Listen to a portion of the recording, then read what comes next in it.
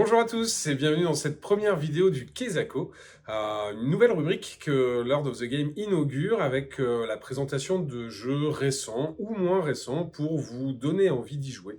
Donc aujourd'hui, on va commencer ce premier Kezako par la sortie de la semaine dernière, Dorf Romantique, Spiel des Jahres 2023.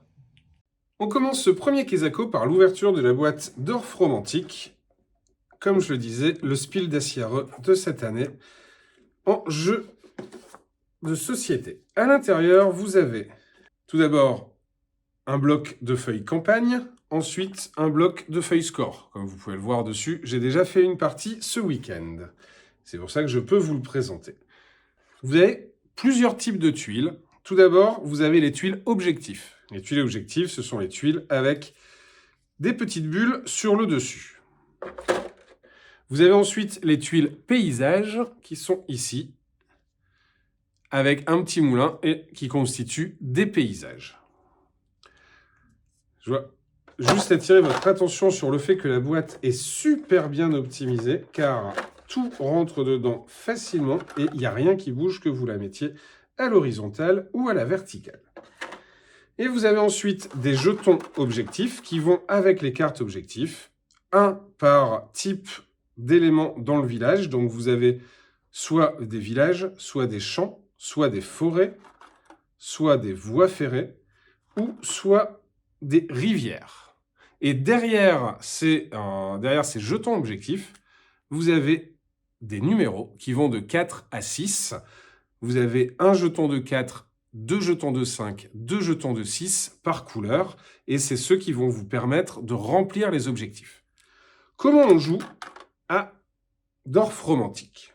Au niveau de la mise en place de Dorf Romantique, c'est très simple, c'est très rapide. Vous prenez les tuiles paysages et vous faites plusieurs tas.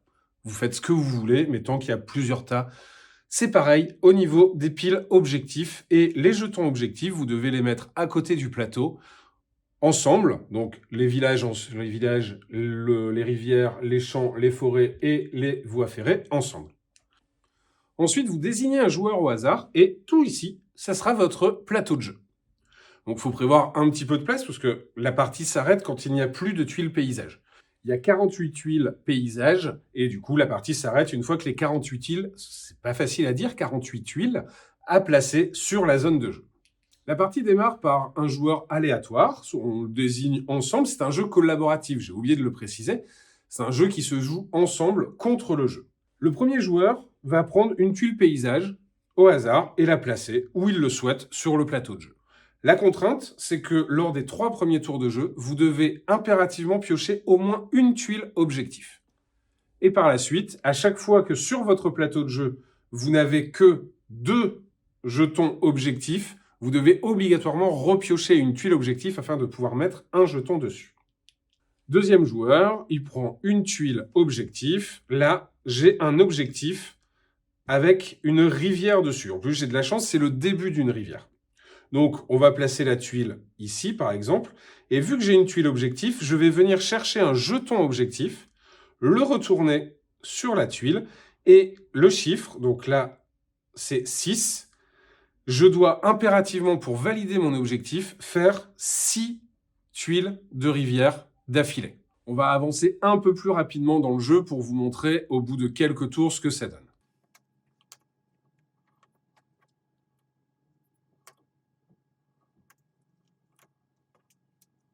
Là, vous voyez, j'ai mes 3 tuiles objectifs avec chacune un jeton objectif. Donc là, je dois faire 4 voies ferrées, 5 champs et 6 rivières. Là, j'ai rempli mon objectif de 4 voies ferrées. Vous voyez, 1, 2, 3, 4. Du coup, cet objectif-là, je l'enlève, je le mets sur le côté et il est validé. Par contre, je n'ai plus que 2 tuiles objectifs avec des jetons objectifs. Du coup, le joueur d'après doit forcément reprendre une tuile objectif. Là, j'ai pris un objectif avec un champ. Donc, je viens chercher une tuile champ et je dois faire coïncider 6 tuiles champ côte à côte.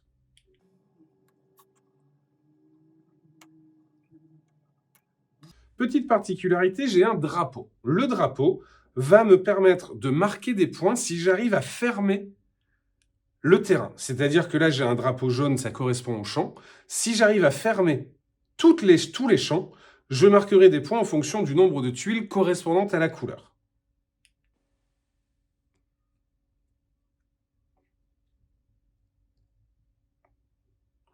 Là, j'ai 1, 2, 3, 4, 5. J'ai donc validé mon objectif champ que je peux venir mettre ici.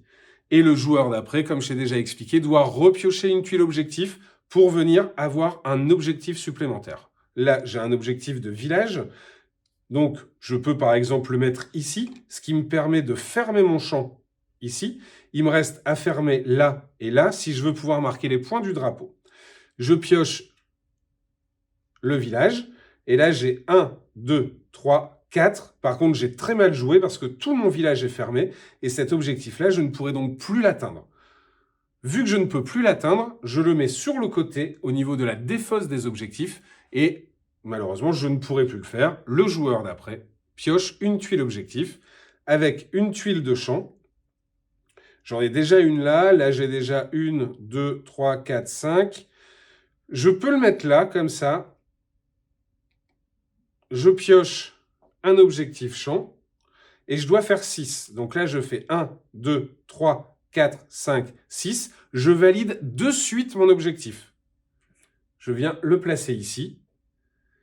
Par contre, mon champ est encore ouvert ici et là, donc il faudrait que j'arrive à le fermer pour pouvoir compter mes points du drapeau.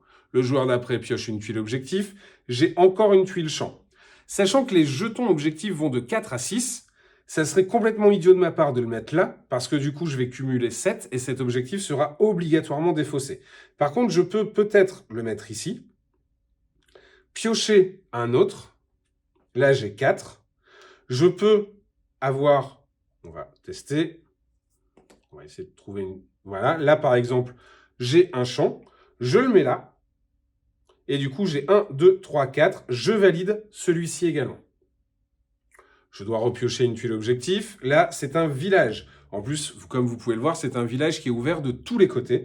Donc, c'est très intéressant. Je peux le mettre là. J'ai déjà un village qui démarre. Tac. Et je prends une tuile village. C'est 6. Je dois donc continuer. On se rejoint à la fin de la partie pour le décompte des points. On va pouvoir passer au décompte des scores. Donc, c'est là qu'on sort le bloc de score. Je vais le poser. Je vais faire un petit zoom dessus.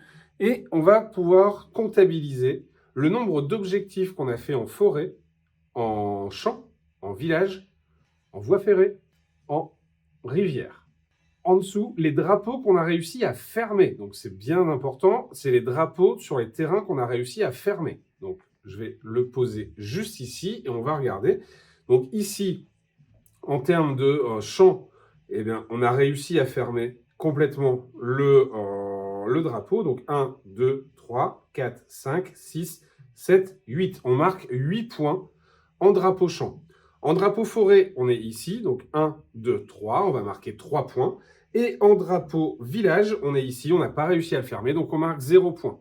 Ensuite, on va comptabiliser la route la plus longue en chemin de fer et en rivière. Donc la route la plus longue, ça va être celle-ci. 1, 2, 3, 4, 5, 6, 7, 8, 9, 10, 11. Et en rivière, 1, 2, 3, 4, 5, 6, 7, 8, 9.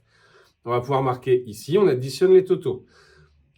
Ce qu'il y a en dessous, ça va venir après, quand on aura rétabli, quand on aura débloqué les objectifs secrets. On met le nom des joueurs, la date et le score final. Et c'est là que le bloc de campagne rentre en jeu. Le bloc de campagne, je vous le présente, il est juste ici. C'est tout l'intérêt pour moi de Dorf Romantique. Dorf Romantique va vous permettre de faire évoluer votre jeu et à chaque fois que vous allez débloquer quelque chose, vous allez déverrouiller des éléments secrets. Là, par exemple, sur la première partie que j'avais faite, on était ici, on avait marqué 95 points de mémoire, donc on marque un point, donc on coche une case grise. Si j'avais fait plus de 100 points, j'aurais pu ouvrir la boîte numéro 1. Et souvenez-vous, dans la boîte de jeu, on a des petites boîtes ici qui nous permettent, donc on a 1, 2, 3, 4 et 5 en dessous, qui nous permettent de déverrouiller des éléments qui vont améliorer notre partie et nous permettre de faire des plus gros scores. Donc là, j'ouvre la boîte numéro 1, par exemple. On a des jetons objectifs en plus. On a des tuiles objectifs en plus également. On a un petit cœur d'Orphromantique, sinon il n'y aurait pas de cœur. Et sur les objectifs, ça va nous permettre de faire plus d'objectifs par partie. Et ça va nous rajouter là des jetons 4. Pour chaque type de tuile. Et ensuite, on a déverrouillé des objectifs. Donc, je vous les montre. Là, par exemple, donc succès déverrouillé. Cochez l'élément suivant dans la section « Vos succès » de votre fiche de campagne, cœur rouge. À compter de la prochaine partie, lors de la mise en place, placez les cœurs rouges déverrouillés à proximité de la zone de jeu, à portée de main des joueurs. Et vous avez une nouvelle règle. Et du coup, vous avez déverrouillé 2 succès, un succès déverrouillé, une carte succès et un autre succès déverrouillé. Voilà, le jeu d'Orphromantique est dispo à la boutique. Pour moi, c'est un vrai coup de cœur. J'espère que cette vidéo vous a plu. N'hésitez pas à vous abonner, à liker et à partager la vidéo. Et surtout, n'hésitez pas à me faire un retour sur ce que vous en pensez, sur ce que vous attendez des autres vidéos de ce type, quels sont les jeux que vous aimeriez voir expliqués. Voilà, je vous souhaite une très bonne journée, une très bonne soirée, très bonne matinée en fonction de l'heure à laquelle vous regardez la vidéo. Et je vous dis à bientôt pour un prochain Kezako.